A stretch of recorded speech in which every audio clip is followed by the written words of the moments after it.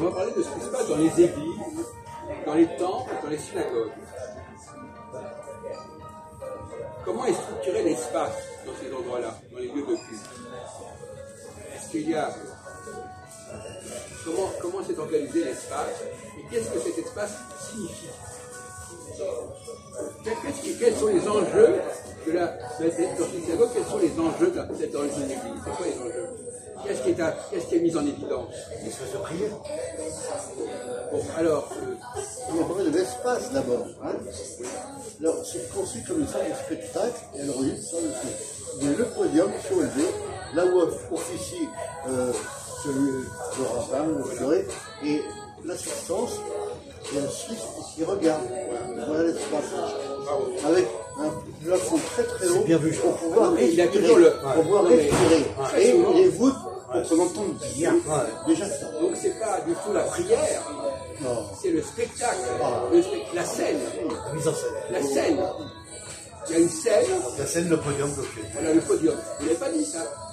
Voilà. Donc il y a toujours, lui, il a toujours un train d'avance. Désolé. Je vais freiner. Pour faire plaisir. Il vous sur place. Non. Je fais une anecdote pour les tests. Alors, j'ai regardé 14 ans. Et puis, j'avais une copine à ma soeur, elle avait environ, je sais pas moi, 13 ans. Alors moi, j'ai joué au Monopoly. Vous connaissez Monopoly? Ah oui, rue de la Paix. Je joue au Monopoly avec moi. C'est t'achètes rue de Selle, rue de la Paix, t'achètes. Hop, j'ai gagné. Et l'autre tour, hop, j'ai gagné. À la fin, je m'en vais parce qu'elle me dit que moi, je gagne toujours. C'est plus intéressant, c'est pareil. Ça n'a aucun intérêt. Je ne devrais pas répondre. Non, mais là, c'est pas pareil. Vous parlez de gagner au Monopoly. Et là, vous n'avez pas gagné au Monopoly. Change de sujet. C'est pas le même problème. Au Monopoly, c'est des questions de jouer avec des dés, etc. Oui, gagner toujours, c'est pas. Oui, mais c'est pas même du tout le même Je jeu. suis pas content, c'est pas content. D'accord, oui. Là encore, vous êtes dans la dérive. Une dérive. Vous dérivez, mon Dieu.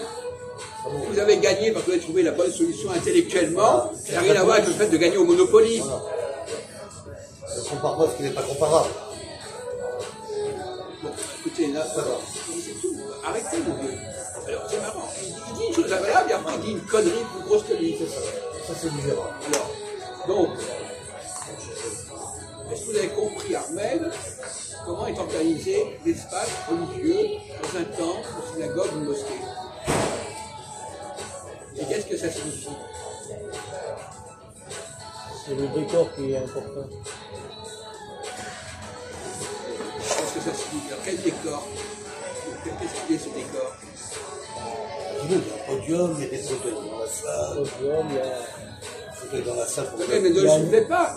Il y a un imam qui Oui. Il fait son est discours. face à tout le monde.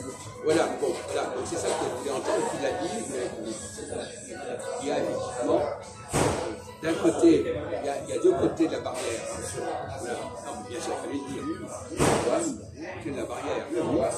Alors, qu'est-ce que ça signifie qu'il y a ces deux côtés de la barrière? Ça veut dire quoi? Bah, les rabbins, instructeurs de la religion. Ensuite, On ne mélange pas les torchons et les serviettes. les trois terminer. La société qui compte, les discours, religieux. Et c'est la même chose que j'ai. Dans la, Et non, je vais te dire. la barrière, elle signifie. Non, non, pour la mosquée, mec, attendez, c'est le même fonctionnement. La barrière, elle Mais lui, il signifie, est plus musulman. la barrière, elle signifie que de l'autre côté, c'est le saint des saints. Le saint des saints, c'est sacré. Alors quelle est la scène dans la Bible qui est évoquée par cette disposition? Quel est le personnage qui enseigne au peuple? Aïssa. Le Aïssa. Ou alors, comment ça s'appelle, Rabbi. Oui, ça veut dire. Je dis Aïssa, il parle de Jésus. Il y a Moussa, Moïse. Donc ce sont des personnages qui divulguent un message Alors qu'est-ce que est-ce que ces personnages, la question que je pose, j'ai déjà posée plusieurs fois, est-ce que ces personnages, ils appartiennent aux mêmes, aux gens auxquels ils s'adressent? Est-ce qu'ils font partie du groupe auquel ils s'adressent? Moi non. Vous voulez dire que Moïse, il ne fait pas partie des Israélites auxquels il s'adresse? Peut-être. Si, Moïse. Ah non, mais on vous pose la question, alors ça va se répondre. Non, je dis que oui. Quoi? Moïse, oui. Pourquoi Moïse, oui, et pas les autres? Non, et en plus c'est faux. Séparation des gens comme Moïse et les autres. C'est pas le catholique et le peuple. Le peuple, c'est la crétaille. Eux, ils auront des prophètes. Intervenir entre Dieu. Moïse ne fait pas partie du groupe auquel il s'adresse. Comment vous croyez, Christophe? Au contraire. Non, il enseigne. Non, mais vous êtes vous dites qu'il a fait partie. Non, il ne fait pas partie. Voilà. Non. D'abord, en Égypte, Moïse, c'est nous qui disons Moïse. Il n'y a que nous. Les Anglais, ils disent Moses. Et en vieux égyptien, on dit Moses, ça veut dire l'Égyptien. Vous perdez dans les détails, là, vous perdez du temps, là. Mas. Alors, En effectivement, arabe, mas. là, vous avez raison. Il y a une différence entre les deux côtés de la barrière, mais ça va beaucoup plus loin que ce que vous croyez. Cette différence, c'est une différence fondamentale. Bah oui. Et on n'empiète pas. Moi je dis que c'est des instructeurs religieux là. Non. Le crétail ne rentre pas dans le parti religieux. Ce serait impur. C'est impur. Pour moi, ces prophètes-là, c'est des instructeurs religieux. Des instructeurs. Instructeurs.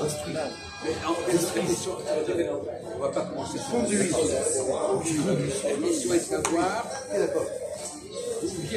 à qui appartiennent les groupes. Est-ce que à quel groupe appartient Moïse qui s'adresse aux enfants d'Israël?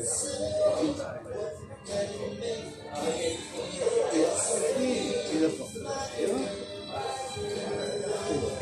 au cadre du château. Moi j'allais dire, Le poète de Pharaon. oui, c'est des. C'est le peuple israélien du Sud et Jésus, Pas c'est Bélal. non.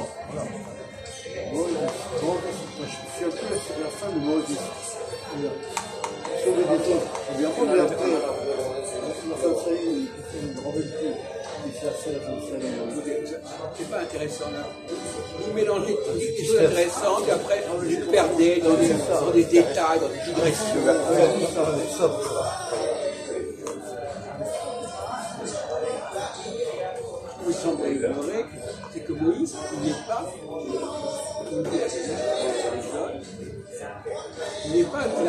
il est envoyé par Dieu vers les enfants d'Israël. Donc il n'en fait pas partie.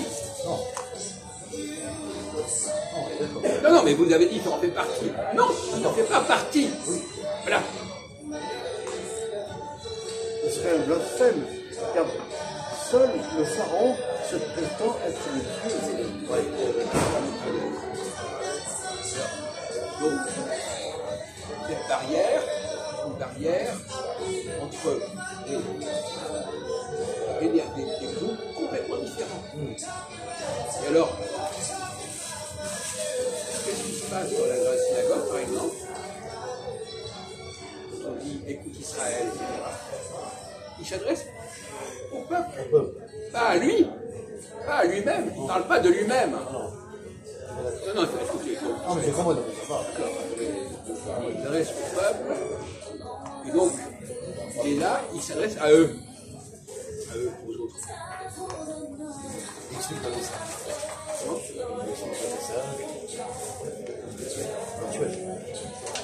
Et d'ailleurs, c'est intéressant au niveau on a le juif. Moïse par rapport au peuple, quelle est sa situation par rapport au peuple? Non, mais quelle est sa situation? Au dignitaire. Non, mais sa situation, il y a le peuple d'un côté et lui, il est quoi? Il est au dignitaire. Non, il est quoi, lui, par rapport au peuple? Il est? Non, mais même pas. Il est. Imaginez la situation. Vous avez le peuple, il y a Moïse. Il est quoi? Comme un prof. Il est Au début, fin. À la fin, sur les guides. Le centre. Il est le seul, il est seul. Il est seul. Seul contre tous. Il part tout seul dans la Contre montagne. nombreux. Voilà. Chercher le table de la loi. C'est le mot que vous comprenez pour ne pas dit. Et on Il sait est qu'il seul. ne revenait pas. Il est seul. C'est-à-dire que le juif, c'est quelqu'un qui est seul. Voilà. Et lorsqu'il a reçu les tables de la loi, il n'y a aucun témoin pour dire qu'il les a reçus de Dieu. Il n'y a aucun témoin. Donc, le vrai juif, il est seul, et il enseigne à des gens qui ne sont pas juifs. Et donc, ça pose la question, pourquoi les juifs ont intérêt à être ensemble? C'est éternel, c'est millénaire. L'union, c'est la force. Pas du tout, mais pas du tout. Là, voilà, ça y est. Il a dit une connerie plus grosse que lui. C'est amusant, là, il s'est fait piéger. Vous voyez bien que quelqu'un est seul, l'union ne fait pas la force pour les gens qui sont seuls, l'union ne fait pas la force du tout. C'est le peuple qui fait, c'est pour le peuple que l'union fait la force. Vous voyez, bravo, là, vous avez des, là, vous n'avez pas mis vos points, là. Le peuple tout seul, il ne peut rien faire. Il faut qu'il y ait un guide. Oui, mais c'est bien d'accord, mais vous avez dit l'union fait la force. L'union fait la force du peuple. Et pas les juifs entre eux. Vous n'avez pas suivi la discussion. Un peuple déterminé. Un peuple déterminé. Une Là, tribu là, vous juive, par décrochez, là. exemple. Une des tribus Là, juives vous l'avez décroché, là. doit rester ensemble. On dit, les gens qui sont seuls, ils ne vont pas être ensemble. D'accord? C'est les gens qui sont ensemble qui restent ensemble. Évidemment. Donc, s'il est seul, quel intérêt y aurait-il à aller voir des gens, d'autres gens qui sont seuls? Je m'excuse, oui. À mon avis, il s'est adressé quand même à une tribu d'Israël, quand même. Pas à des individus. Mais c'est bien, mais vous c'est bien ce qu'on est en train de dire. Il ne comprend pas. Là, il y a un problème dans sa tête. Là. Le peuple seul. Il est seul devant cette tribu. Ah, dans la tribu. Non, mais là, vous quand même commencez à... Non, vous n'avez pas dit la tribu. Quoi? On n'arrête pas de vous parler d'un groupe. Qu'est-ce qu'on racontait?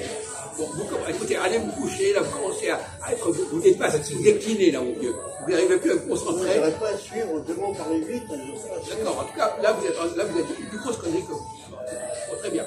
Alors, donc, effectivement, ça pose la question, comme a dit d'ailleurs Christophe, il y a deux catégories de juifs.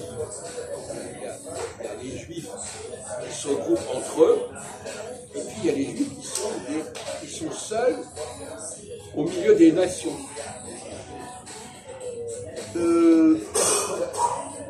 Par exemple, moi, Je sais pas, l'histoire. Ça, c'est la légende. Une nation. non, j'ai employé cette expression-là. Ils sont seuls au milieu de groupes de gens qui ne sont pas de leur groupe. Oh, ben ça, c'était dans l'Antiquité, c'était courant pour tout le monde. Hein. Parce que la terre Israël, le royaume d'Israël, était composé de plusieurs groupes ethniques différents. On ne parle pas de ça, écoutez, vous n'avez pas compris. Alors, vous avez décroché, et en plus dans le domaine du judaïsme et des bibles, vous êtes très faible en réalité. Alors donc finalement, vous allez nous sortir des âneries plus grosses que vous. On n'a pas de temps à faire avec ça. On peut le fonctionnement un peu de la Torah. Oui. Mais du Varga. L'autre jour, pas grave. mercredi dernier, on lui a demandé... Tu sais ce que c'est que le Varga? Non, tu sais. Le Varga. Le Varga. Tu sais ce que c'est que le Varga? Le Varga. C'est pas français. C'est pas. Bon, écoutez, ça va. Oh là là, ne prenez pas la tête non plus. Varga, on a parlé du Varga. Pourquoi je collerais pas une colle comme ça? On n'est pas en train de demander aux gens, est-ce que tu sais ceci ou cela? Bon, essayez de... Bon, ça va. Oh là là. Il y en a pas un qui sauve l'autre. Alors, donc, effectivement, dans la synagogue, il y a, comme a dit très bien, il y a d'un côté les gens qui sont au-dessus, et là, donc c'est pas une question de prière. Alors il avait parfaitement défini la situation, et il est le seul à l'avoir fait correctement. On doit lui rendre justice. J'ai seulement raconté ce que j'ai vu.